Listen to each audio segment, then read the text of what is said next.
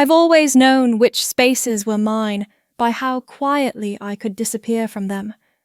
The car had been running on cruise control for 2 hours when the notification lit up. It came from my cousin's page, one of those posts where everything looks carefully unplanned. A string of smiling faces around a long table, lights strung above the golden hour, caught in someone's wine glass. The caption read, "Retirement celebration for the one and only Frank Whitlow." Couldn't ask for a more complete family.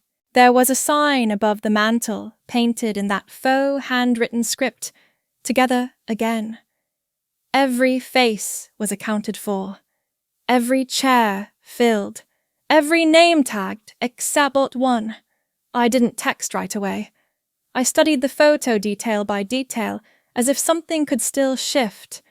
My mother's blouse, soft beige with gold buttons, was one I'd sent her last spring.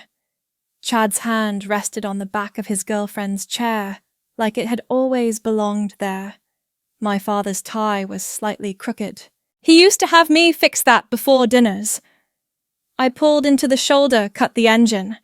The silence that followed felt practiced. My phone buzzed in my lap. One message. From Chad. "Hey, don't make this a big thing." Dad just wanted to keep it simple. No tension tonight. There was no punctuation, just a long pause in my chest. I scrolled back to the last conversation with my mother, a reminder about a dental appointment she thought I could help schedule through the VA. I tapped the call icon, straight to voicemail. Her voice sounded smooth, overly pleasant. "Leave a message," after the tone. I didn't. The house came into view half an hour later, porch lights already on, driveway full SUV sedans, someone's rental car. I stopped at the curb. I could see shadows moving behind the windows, people gathering for a group photo. I waited for one person, just one, to look outside. No one did. I kept my hands on the steering wheel, counted the beats of my breath against the ticking of the dashboard clock. My boots left a faint pressure on the floor mat. The engine idled. No one was waiting for me. No one had asked when I'd be home. Not since I left Fort Bragg with a folded flag and a discharge paper. When Chad was 10, he sprained his wrist before a camping trip. My father cancelled the whole weekend. When I came back from a deployment with a cracked rib, no one asked if I needed help unpacking. I'd laughed about that once, quietly. Someone opened the door to the house. Laughter spilled out. A camera flash. The door closed again. I didn't move. The last time I saw my father in uniform, it was his own. A pressed suit, a handshake, a photo op with the school board. 30 years, shaping young minds, the banner had said. I'd sent flowers. I didn't get a thank you, just a note from my mother. Next time, send tulips. The lilies smelled too strong. The porch light flickered. I turned the key in the ignition, backed away slowly. I didn't drive far, just enough that the house disappeared in the rear view. I pulled into a parking lot behind an abandoned store, left the engine running. My fingers hovered over the voice recorder app out of habit. Then I remembered I didn't need to document what hadn't been said. Still, I opened the app anyway. One file played on its own. A clipped voice, firm but steady. "McCrae, a soldier like you doesn't need a formation. You'll find your own perimeter. I believe that."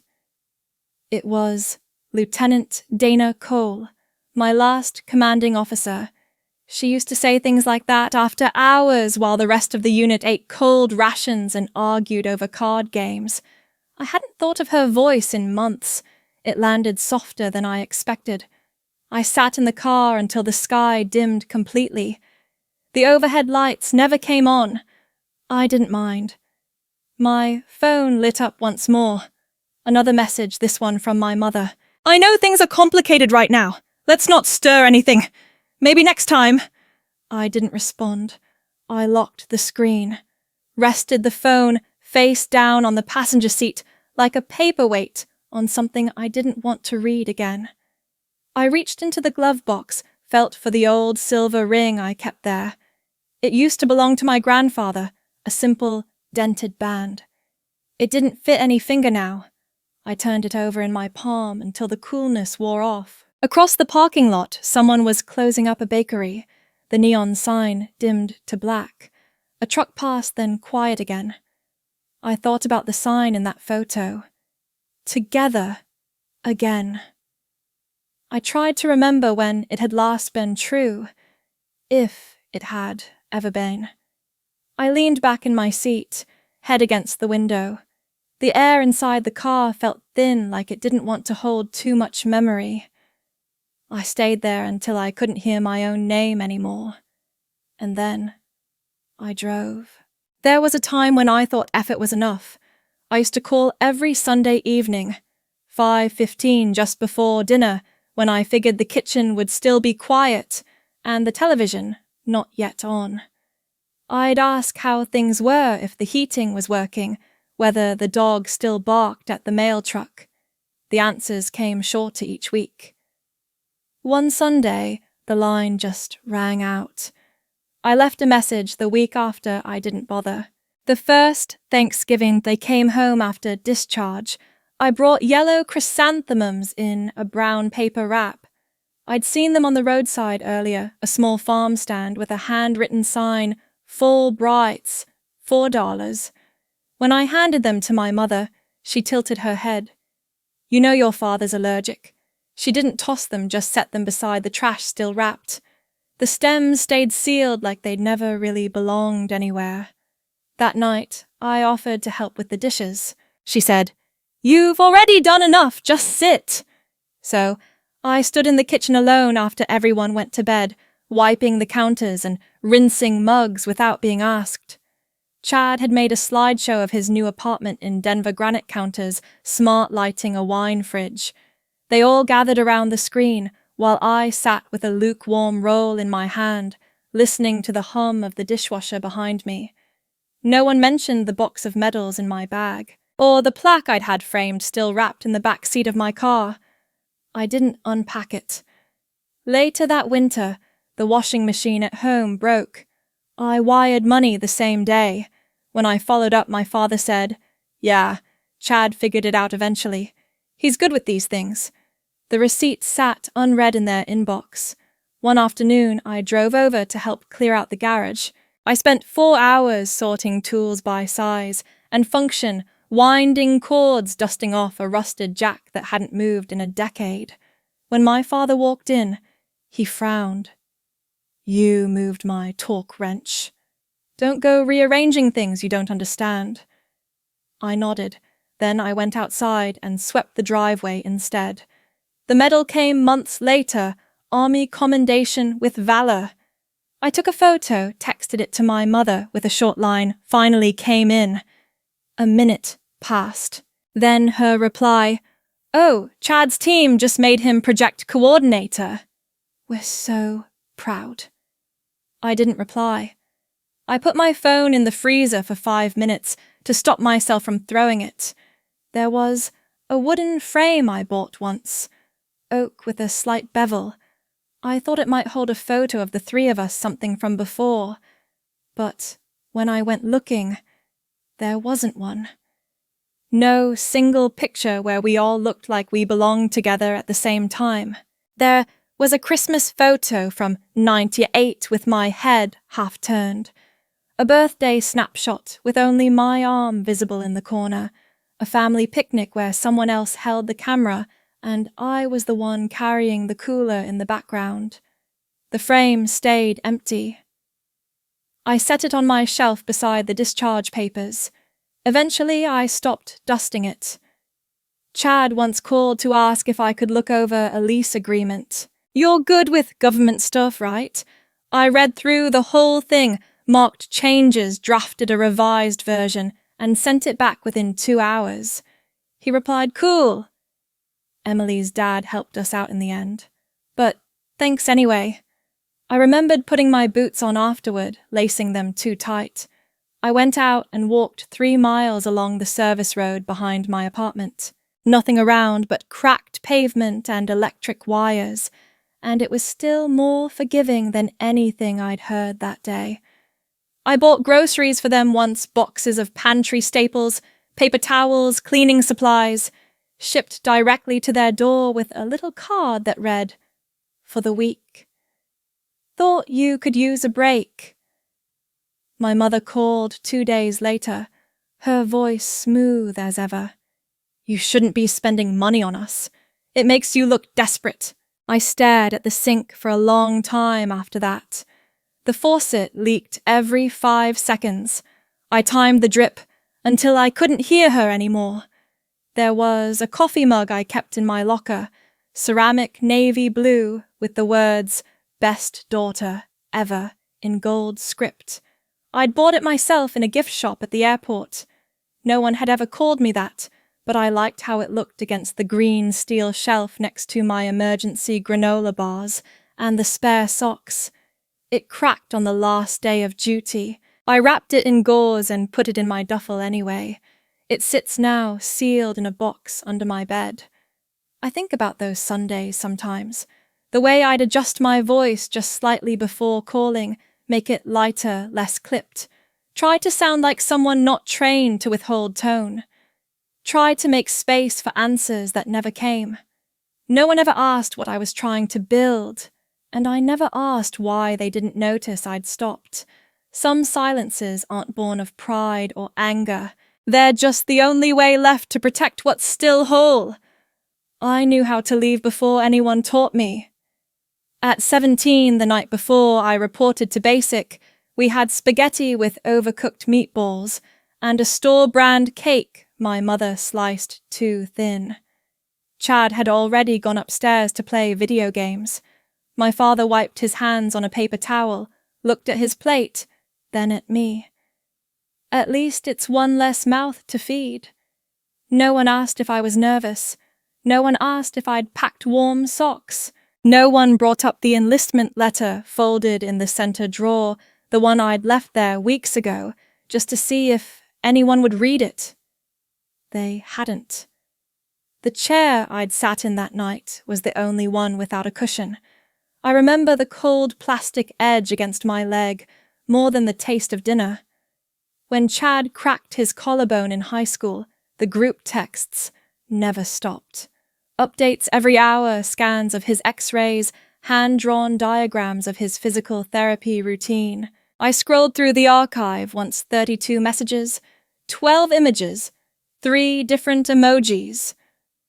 When I fractured 2 ribs during a field operation, I submitted my own medical forms, scheduled the exam, changed my own bandages. The voicemail I left at home was never returned. I remember deleting it before it could be heard. There was a photo I once mailed them, black and white, grainy, taken by a base photographer during a desert drill. I had dirt on my cheek, my boots half buried in sand, and a commendation pinned to my vest. My mother's only reply came a week later. "You always look tired in these. Maybe get some rest." She didn't ask what the medal was for. The high school reunion committee mailed out invites 2 months before the event. Mine arrived with the wrong name printed in block font across the top, Jennifer McCrae. When I showed the envelope to my mother, she squinted at the label and shrugged. "Mistakes happen. No one cares about those things anymore." She tossed it in the recycling. I watched her hands as she pressed the lid down, slow, deliberate, like closing something she'd never meant to open. During a holiday visit home, I noticed a new addition to the living room wall, a framed photograph of Chad grinning under a crimson cap and gown, one hand holding his diploma, the other slung casually in his pocket. The frame was thick oak dusted centered perfectly between 2 sconces. Later that evening, while searching for the remote, I opened a drawer near the coffee table. Folded behind an outdated Chinese takeout menu and a handwritten holiday grocery list was a print of my basic training graduation. No frame, no caption. Just creases and a faint fingerprint stain across the lower corner. I smoothed the edge, left it where it was. At my cousin's wedding, they'd assigned place cards with calligraphy. My name was missing from the table layout. My mother caught my eye as I stood near the serving station. "There's a folding chair in the back," she whispered. "Don't fuss." I held my plate while others sat. At a local library event years later, they invited military guests to share brief remarks. I stood at the side waiting for my turn, when a woman leaned over and asked if I was one of the wives. "You don't look like the soldier type." I nodded just once. She smiled as if that answered something. The only time my father called me by rank, it was in jest. "Well, look at that. Sergeant McCrae, reporting in to fix the water heater." He laughed. No one else did. I handed him a wrench and didn't stay long. There's a blue button-down shirt I used to wear to family dinners. The collar's worn thin, the cuffs frayed. I kept it not for the memories, but because it fits without asking much of me. The last time I wore it, my mother looked up from pouring wine. "You should try something softer next time. You don't need to look so rigid." She gestured vaguely at my shoulder seam, then changed the subject. "That shirt still hangs at the back of my closet. I haven't washed it in months." The faint ring of deodorant under one arm reminds me which side I leaned on during that dinner. I once brought a small notebook to a 4th of July barbecue, thinking I'd write something between conversations. No one noticed it. By the end of the night, I'd used it to record the number of chairs the kind of pie served, and how long it took before someone asked if I was still in the service. 48 minutes. Then never again. My mother once handed me a newspaper clipping, an article about women veterans adjusting to civilian life. She underlined a paragraph in pencil and wrote next to it, "Not everything's about you." The clipping fell out of a recipe book last year. I put it in the fire grate and watched it burn unevenly. Sometimes people ask why I don't talk much about growing up. I tell them there's not much to say. I learned early that volume doesn't equal value, and not all chairs, even the empty ones, are meant to be filled. Some were set there just so no one would notice the absence. Some absences don't echo. They just stop existing altogether. I had gone to the bank to update my address. The woman behind the desk wore a navy cardigan and a smile like polished stone. Her fingers moved briskly over the keyboard. Then she paused. "Looks like the property at Hillcrest Lane is currently under 2 names, Franklin Whitlow and Chad Whitlow." She didn't blink when she added, "Nothing listed for a Joanna McCrae. Not even a trace of hesitation, as if my name had never belonged there to begin with." I asked if there had been a recent change. She scrolled again, nodding lightly. "Amendment was filed 3 months ago. New agreement reflects primary ownership transfer due to stability concerns." I didn't ask what that meant. I didn't need to. The last time we'd talked about that land, it was over coffee. I'd handed my father a check, 17,000 exact, down to the last cent. He folded it, once slipped it into his wallet. "We'll split it later," he'd said. 3 ways. Fair's fair. I hadn't asked for a contract. I'd trusted the way he said we. Now it was just they. I sat in my car outside the bank, with the receipt still warm in my pocket, opened my email, pulled up the only scanned document. I had a copy of the original property agreement. 3 names typed cleanly at the top. Franklin Whitlow, Diane Whitlow, Joanna McCrae. No edits, no redactions. I printed it at the library, used a red pen I kept from my old rucksack, the one that had bled ink during a flood inspection in South Carolina. Drew a single line through my name, not to erase it, just to make it clear I wasn't pretending anymore, Chad had always been better at signing things. Report cards, permission slips, handshake agreements. He knew how to walk into a room and fill it just enough. I learned how to read exits before entrances. When I called the house my mother picked up on the second ring, I asked, "Why wasn't I told?" She exhaled, long, smooth. "We didn't want to trouble you with ownership logistics. It's not something you need to carry." There was a pause. Then, "Quietly, women don't need to burden themselves with property. You've got enough on your mind." I bit the inside of my cheek, tasted iron. I didn't tell her that owning something wasn't about burden. It was about not disappearing.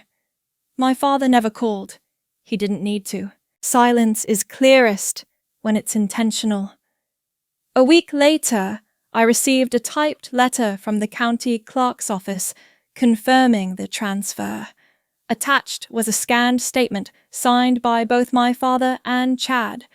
In the section labeled Justification, someone had typed next of kin, assumed primary title, due to beneficiary's ongoing readjustment to civilian life.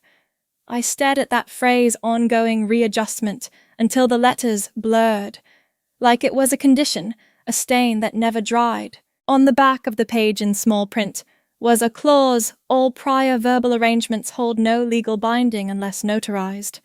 I folded the paper twice and slid it behind the bathroom mirror. There's a dented file box I keep in my closet. Inside old discharge documents, vaccination records, a crumpled birthday card with no signature, and now that original deed copy, my name slashed clean in red. I didn't look at it for weeks. When I did, I taped it to the back of my pantry door, high enough that I had to stretch to see it. Just out of comfort's reach, there's something instructive about proof. Not for justice, but for clarity. Chad sent a message sometime after that. A single line. "Things are more streamlined this way. No hard feelings." He used to sign his notes. "See, now, he doesn't bother." At the next family event, I dared to attend a birthday brunch for my aunt.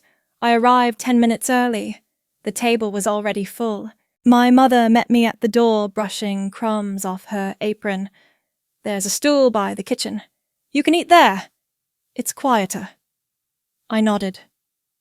Took my plate, balanced it on my knee like I had during stakeouts. She handed me a folded napkin and added almost casually, "You're good at being independent. That's what your father always said." I remembered his voice then, not a compliment, but a dismissal. The frame on the mantel that once held a photo of our old backyard now featured a printed quote, "Family is who shows up." I stood there reading it for longer than I meant to. No one looked up. Ownership, I've learned, is not always about land or paper or signatures. Sometimes it's about being allowed to belong without needing to prove why. They had rewritten the documents, erased the line where I used to stand, and for the first time I didn't reach for a pen to add myself back in. Some exits are quieter than others. Mine started with the closet. I folded the shirts one by one, even the ones I hadn't worn since coming home. A navy blue tee with a faded unit logo, a pair of jeans that still held the crease from being packed too tightly. I didn't rush. The motion of folding kept my hands from trembling. On the top shelf I found a pair of boots I hadn't touched in years. The laces were brittle. One had snapped. I left them behind. I moved to the desk drawer, the second one from the top, where I'd once kept every letter I wrote, but never sent. Most of them were addressed to Mom. Lines like, "I made it through the second month," or "We had a woman commanding our patrol today, it felt right." I never mailed them. Some were smudged, water-damaged. Others still smelled faintly of the ink I used overseas. I stacked them neatly, wrapped them with a rubber band, and set them beside the trash can. Under the bed behind a storage box of old tax forms, I found the Polaroid. My first military ID photo cropped slightly tilted, but mine. I remembered the exact moment, the way the uniform itched at the collar, the quiet flutter in my chest before the flash. I'd once tucked it away for safekeeping, but things forgotten long enough start to feel discarded.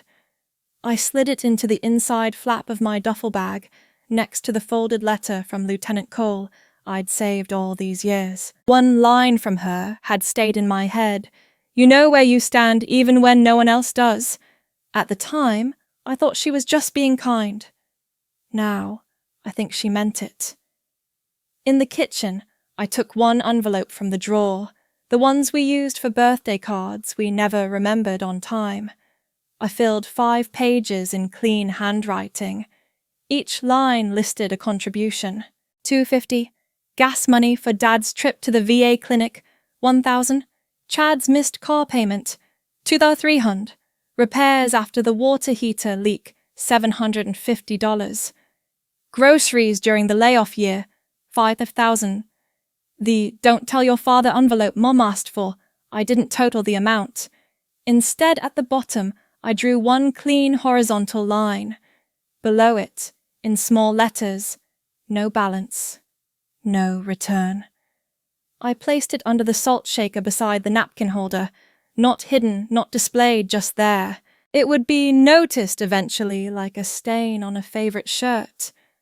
I could already hear how Dad would respond. She's making a scene again, only this time on paper. He had once told me that silence was stronger than shouting. I believed him. This was me, silent. I packed my medals into a small wooden box. Not the display case from the ceremony, just a plain cigar box I'd once found in a flea market. I lined it with a flannel scrap and placed them inside, back to back. One for marksmanship, one for unit commendation, one for conduct. When I'd first brought them home, Chad had picked one up and tilted it in his palm. You get this for just showing up, or what I hadn't replied. That moment stretched between us, still suspended in the air like dust. The only words I kept from that day were Mom's over dinner. You know he's got a lot on his plate right now. Don't take everything so personally, as if the weight I carried wasn't real unless someone else could see it. I walked into the garage one last time. My old bike leaned against the wall, rust spreading like ivy along the chain. The white basket in front still had the plastic flower from when I was 15. I didn't take it. Some things deserve to stay where they've been forgotten. Back in the room, I zipped the bag slowly. The sound cut through the quiet like a measured breath. I didn't double-check anything. I wasn't afraid of leaving something behind. At 4:27 a.m., I opened the door without turning on the light. The hallway smelled faintly of coffee grounds and lemon cleaner things I'd once found comforting. I paused by the doorway not to look back, but to feel the absence of reason to stay. Outside, the sky was the color of wet paper. I walked past Chad's car, still parked crooked in the driveway. His rear bumper had a dent I'd paid to fix once, but he never followed through. No one knew that, but me. I got into my car. The engine turned over with a quiet rumble. Before I shifted into drive, I opened my phone. No new messages. I scrolled to one thread. Lieutenant Dana Cole. Her last message had been a photo of her garden rows of rosemary and tomatoes, nothing dramatic. She'd signed it, "You'll learn how to grow your own." I typed, "Ma'am, I'm operational. No more fallback position. This time I'm building forward." I hit send. Then I reached into the duffel and pulled out the folding M-Tech knife. I clicked it open and shut, once just to feel the weight of it in my hand. Not for protection. For proof that something had stayed sharp. My father once told me that a clean cut heals faster than a jagged tear. This would be clean. Not loud, not angry, just final. I put the knife back, started the car, and didn't check the mirror. There was nothing behind me I hadn't already grieved. Some exits are quieter than others. Mine made no sound at all. The quiet didn't come right away. It had to be earned. The cabin sat at the far edge of Davenport Hollow, past a sign with no paint left, past a bridge that moaned under its own weight. I found it through a flyer pinned to a gas station corkboard, the kind that curls at the edges from sun and neglect. No lease, just cash monthly keys under a flat rock, and a note in block handwriting. Don't call unless something's on fire. There was no internet, no cell reception, unless I climbed the hill behind the outhouse. I didn't. The floor creaked in new ways with every step. The windows stuck halfway when opened. The kitchen faucet shivered when turned on, coughing cold water, like it hadn't been used in months, maybe years. The smell was faintly metallic. I unpacked slowly. The bed frame leaned left, so I pushed it against the wall. I folded the blanket I'd brought, laid it over the mattress, and slept in a corner like I had in old barracks, back against the wall, face toward the door. The first night, I kept the porch light on. Not for safety, just to know something still responded to a switch. By the second night, I didn't bother. I used a broom to clear leaves from the path, a stiff wooden-handled thing with cracked bristles. When I stood it upright in the dirt beside the porch, it leaned like it was tired, too.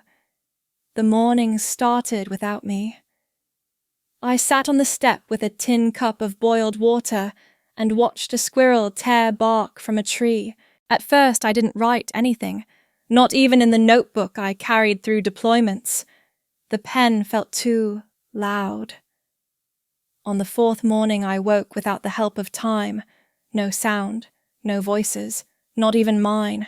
I swept the inside of the cabin, rearranged the 2 chairs so one always faced the window. I moved the box of tools I'd brought into the shed and lined them on a shelf I fixed myself. The hammer was the only one with a name on it, my initials carved from a pocket knife back in a base I never visited twice. I boiled water, poured it into a chipped mug, and drank it plain. There was a small satisfaction in doing something beginning to end without correction. When I stepped outside, I pushed the broomstick into the dirt at the edge of the yard, then dragged its bristles in a straight line, slicing the dry grass, a line no one would notice, but I did. In the past, lines had been assigned to me. Now I made my own. That night, I opened the notebook. Day 1, no thoughts, just static. Day 2, lighter behind the eyes. Day 3, hands less clenched. Day 4, the silence no longer presses. Day 5, I don't hear anyone in my head anymore. I underlined that line once, not twice. The cabin smelled of pine and dust. I didn't clean the shelves thoroughly. Some dirt deserved to stay where it settled. I left the cracked picture frame above the fireplace. The glass was missing, and whatever image it once held had faded into grey. I cooked simple things, rice, beans, eggs from the woman down the hill who never asked questions. I traded silence for her cartons, left money in the tin by the gate. She waved once. That was enough. I didn't fold my clothes perfectly, didn't press my shirts, didn't shine my boots. The order I had followed for years loosened like thread, unraveling slowly, not torn. One afternoon I walked to the stream that cut behind the cabin. The water was knee-deep cold enough to bite. I sat on a rock, shoes off, feet submerged, and watched the current move around my skin like it didn't care who I was. I picked up 3 flat stones, not to skip them, just to feel their weight. One I left on the bank, one I placed inside my boot, one I dropped into the Seine. That night I didn't turn on the light. I sat with the door open and listened to the trees shift. No cars, no clocks, no footsteps behind mine. On the 7th day I looked in the mirror. My face looked softer, not younger, just less pulled. I didn't smile, but I didn't turn away. I reread the note from the property owner. The ink had bled in one corner, still legible. Don't call unless something's on fire. I thought about lighting the past, then folded the note and put it back in the drawer. The knock was barely louder than the rustle of dry leaves. I let it echo once before moving. Through the curtain, I saw the outline of her coat, stiff and beige, like something stored too long in plastic. Her feet shifted. In her hands, a paper bag folded at the top. I waited until her eyes looked down before I unlatched the door. She didn't smile. She held out the bag. Banana bread. With walnuts this time. Your favorite, I thought. I didn't take it. Behind her, the truck stayed running. My father sat inside window, up seatbelt still fastened. His hand on the wheel didn't twitch. Can I come in for a moment? Her voice wore its Sunday tone, soft, round-edged and vaguely out of place. I opened the gate. Not out of welcome, just to stop the knocking. She stepped in and glanced around like someone entering a thrift store, half expecting dust, half looking for memory. It's quiet out here. My porch broom leaned against the wall, its bristles still damp from the morning sweep. The smell of pine soap lingered, though I hadn't scrubbed anything with intention. I waited. I heard you've been keeping busy, she offered. Chad saw your name on the community board. Someone said you'd been helping fix fences. My silence did nothing to comfort her. I knew that. She adjusted her grip on the bag. We need to talk. About the property. Of course. Your name is still on some of the VA forms, she continued. There's confusion about the tax status. And with your father's health, well. I tilted my head toward the truck. He seems steady enough to drive. Her jaw set for a second.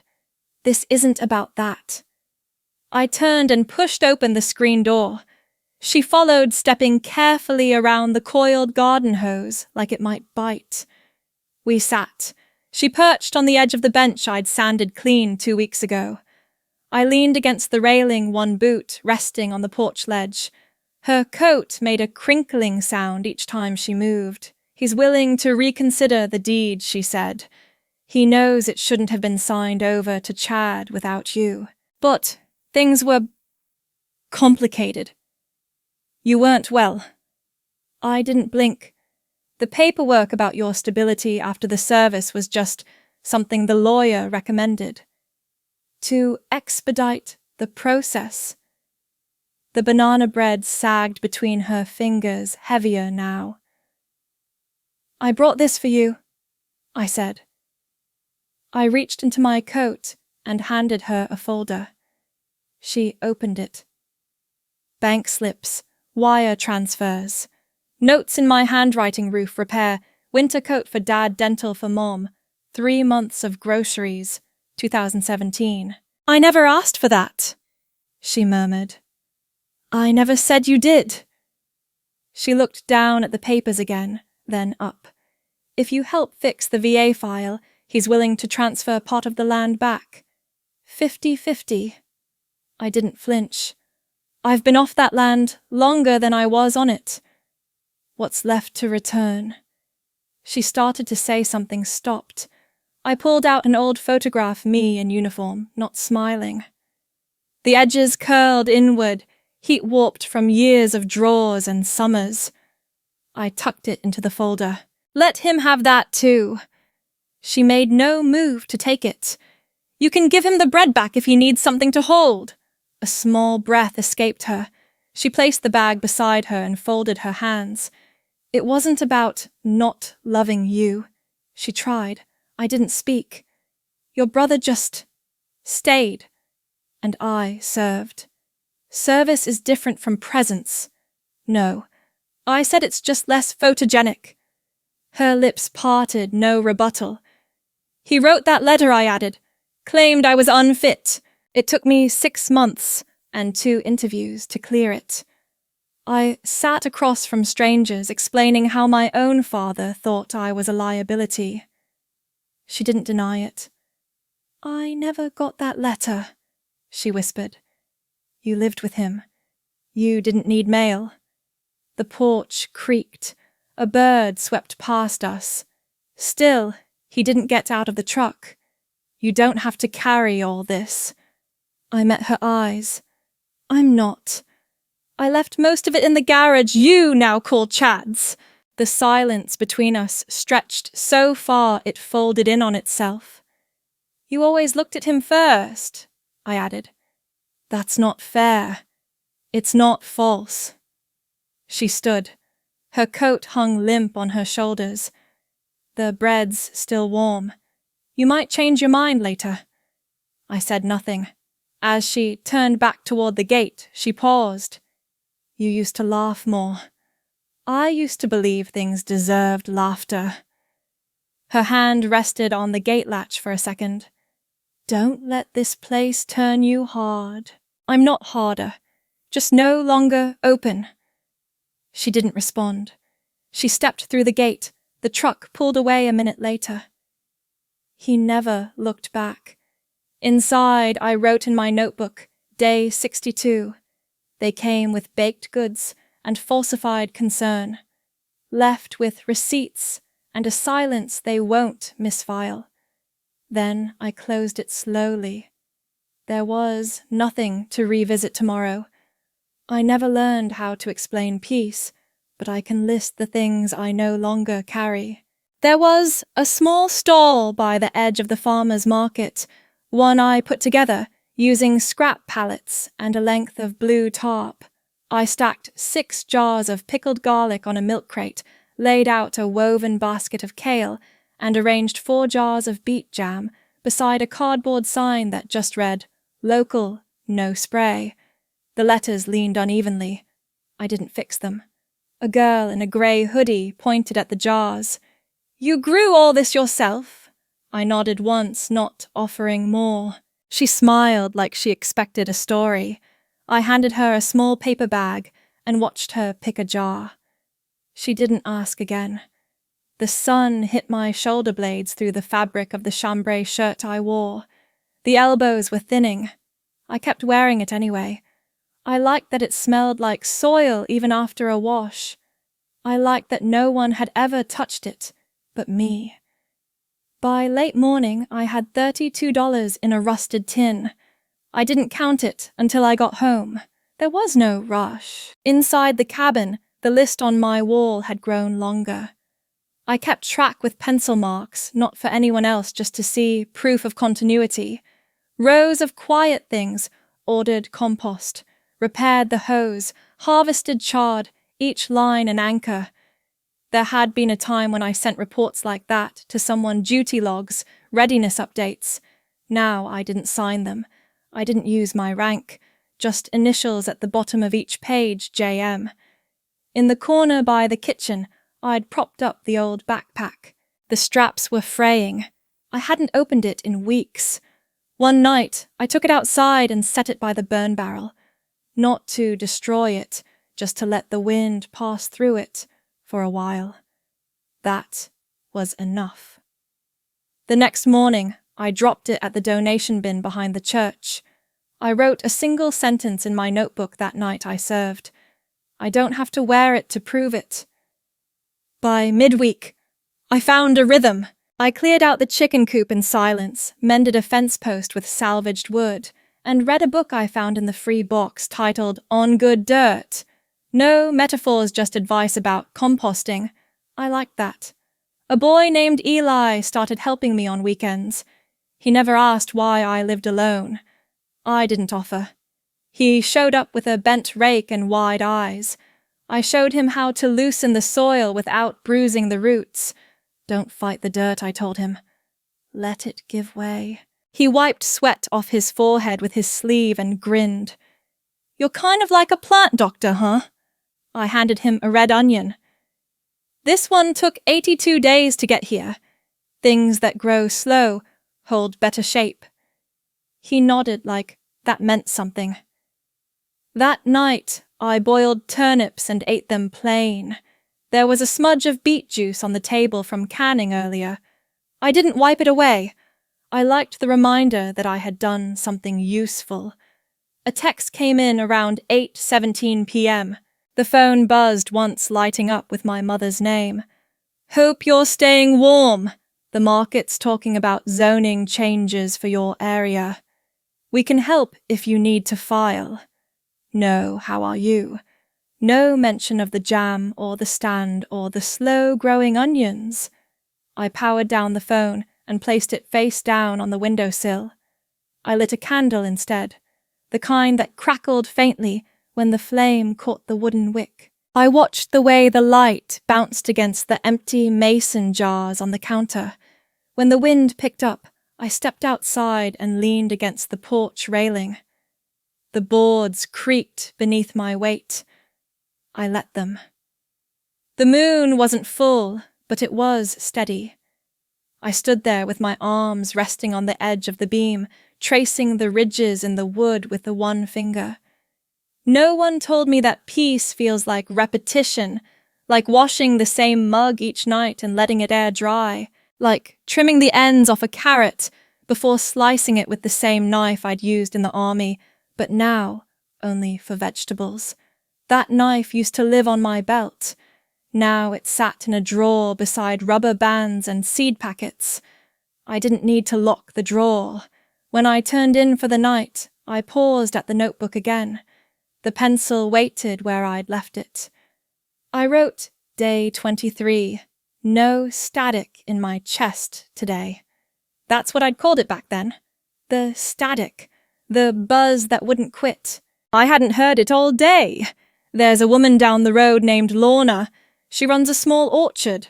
I helped her move a crate of apples last week. She gave me a slice of pie and didn't ask questions. When she left, she looked over her shoulder and said, "You seem settled." I almost replied, but I just nodded. Sometimes that's enough. Sometimes that's everything. I stopped keeping track of what I gave when I realized no one else was counting. Still, I printed it all. 2 pages. The first, a list of 128 transfers handwritten, amounts for groceries, repairs, birthdays, emergencies. The second, my planting and harvest schedule for the last 3 months. Neat columns. No commentary. I placed them in a manila folder and wrote on the label in block letters, "Paid in full." The truck made a sound on the incline behind their house. I knew too well. The gravel shifted under the tires like it used to under my boots.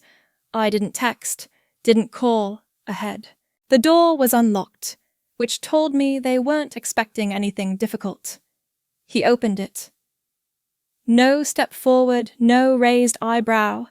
Just a long look like he was trying to remember something he never bothered to learn.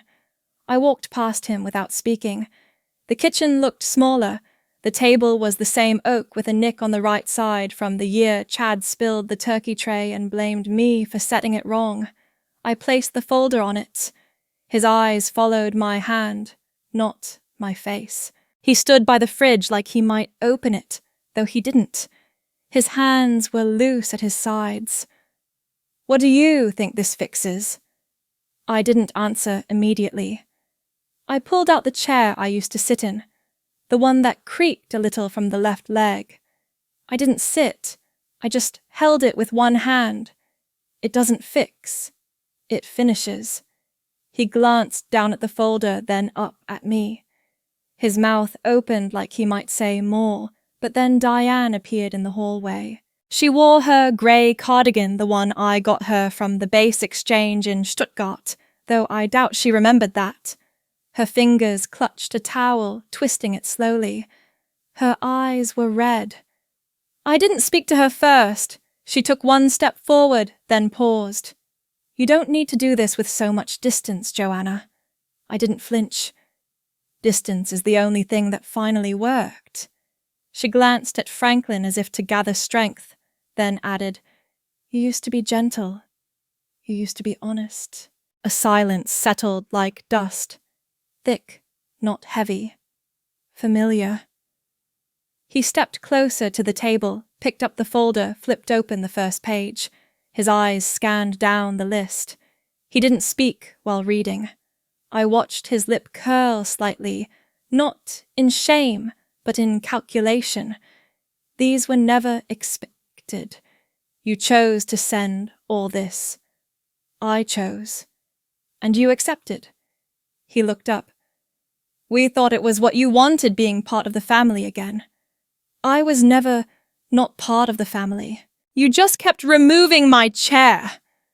I didn't raise my voice. I didn't ask for explanation. I just waited. He closed the folder not too quickly. Not carefully either, just enough to suggest it didn't matter anymore. I'm too old for guilt, Joanna. I'm too old to need your guilt. Diane lowered her eyes. We're trying now.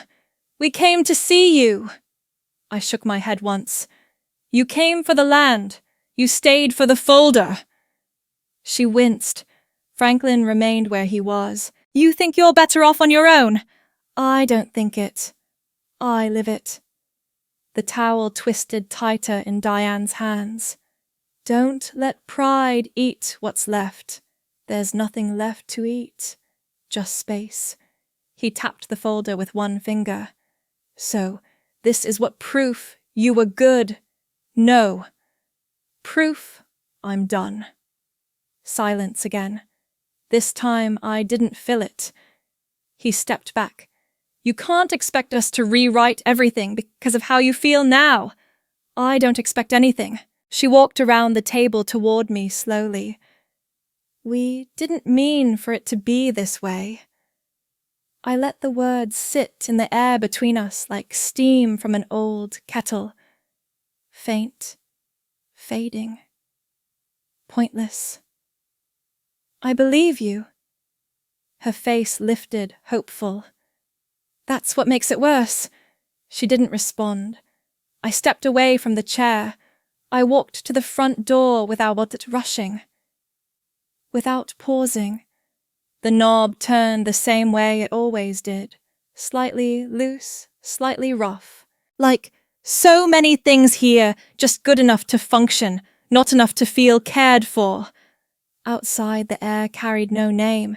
It didn't pull me back or push me forward. It just moved.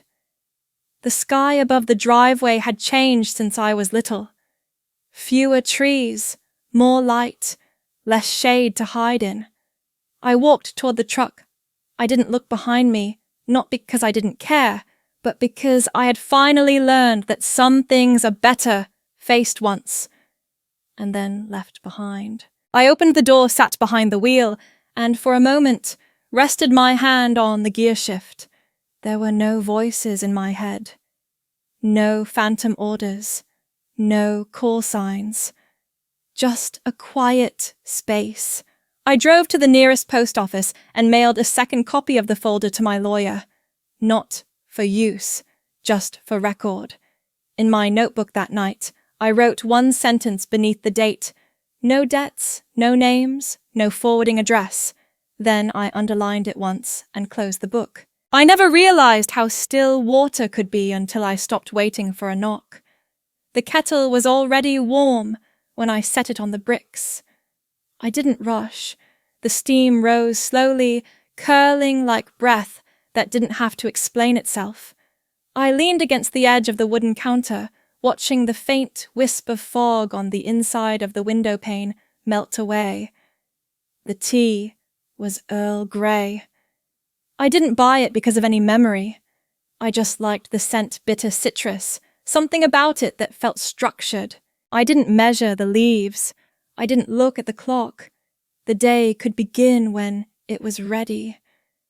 A soft tapping of twine on glass reminded me to bring in the green onions before noon. I had watered them last night, careful not to splash the leaves. The light through the window caught the edges of the stalks just right, giving them a shine like polished thread. I folded 2 dish towels that had dried stiff on the line. The corners weren't even. That didn't matter. They were clean. They were mine. No initials embroidered, no faded labels that told me whose house I was in, just plain cotton cloth. The to-do list sat by the sink, written in pencil. I added small check marks with a ruler edge 1 by 1. Feed the chickens, turn the compost, apply crushed eggshell around the tomato roots. Simple things that made sense even if no one else ever saw them. The water boiled. I poured it slowly, letting it bloom over the dark leaves. No clinking spoon, no coaster. Just steam, rising like it always does, whether someone watches it or not. Outside, the grass didn't demand mowing yet. I sat on the back steps, mug in hand, letting the heat pass through the ceramic into my palm. I traced the small chip on the rim with my thumb, an accident from weeks ago when I dropped it rinsing dishes. I kept it because it still held tea. A figure passed on the gravel path neighbor knew to the town. We hadn't spoken beyond the occasional nod. Today he waved once short and casual. I nodded back. That was enough. There was no story to tell. No need to announce that I once carried a sidearm or that I used to sign my name beneath a rank. He passed. I stayed. A breeze moved through the weeds near the fence. They swayed, not needing trimming, not needing approval. I drank slowly. On the table inside was a postcard. It had arrived 2 days ago. The writing on the back curved slightly, written in blue pen by Helen Morse, the librarian who once asked me to speak with the local teens about grit. I had postponed once then, twice. Now the note read, "They asked when you're coming back. The kids remember your story. No pressure, just love." I didn't reply. Not yet. I flipped the card over, pressed it under the sugar jar to keep the corners flat. Then I wrote a single line in my notebook, "I'll go when I want to." And that's enough. No one else needed to understand the timing. Not anymore. I moved the photo frame from the corner shelf to the kitchen wall. It had been empty for months.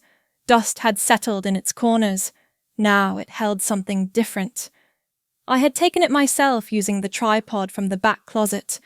I had knelt in front of the tomato trellis, hands dirty, sleeves rolled. The smile wasn't wide, just present. Hair tied back loose. Alone in the frame. That was the point. No one had told me to smell. I hadn't done it for anyone. It just happened. The photo stayed straight in its frame. No thumbtack notes, no date scribbled in ink, just a picture placed because I chose to keep it. Later, I cleaned the floor under the pantry shelves. No one would see it, but I knew if I didn't, the grains would build up. That was how neglect started, quiet, gradual, disguised as harmless. I threw out the old field bag I used to carry during drills. It had followed me through 5 addresses and 3 base transfers. I held it one last time before folding it into the donation bin. No tears, no hesitation. Just a clear thought. It's already done its job. In the evening, I walked outside barefoot. The soil was softer than I expected, cooler near the edge where the dew had settled. The kale shoots had started to stretch their tiny green fingers, curling upward like they knew their way. I knelt. The earth pressed gently into my knees. I rolled up my sleeves and planted 4 new stakes, thin cedar cut last fall. Each one marked a space for growth. Each one placed without anyone watching. I could have waited for someone to share the work. I didn't need to. As I pressed the last stake into the dirt, I looked around. No voices, No clipboard, no timer, just the smell of soil, the weight of breath, the quiet hum of being where I chose to be. I sat back on my heels, not tired, just still. A single line returned to me, something I hadn't written, hadn't rehearsed. Just present. I no longer guard the door for anyone else. And yet I have not missed a single thing worth keeping. That was enough. That would always be enough.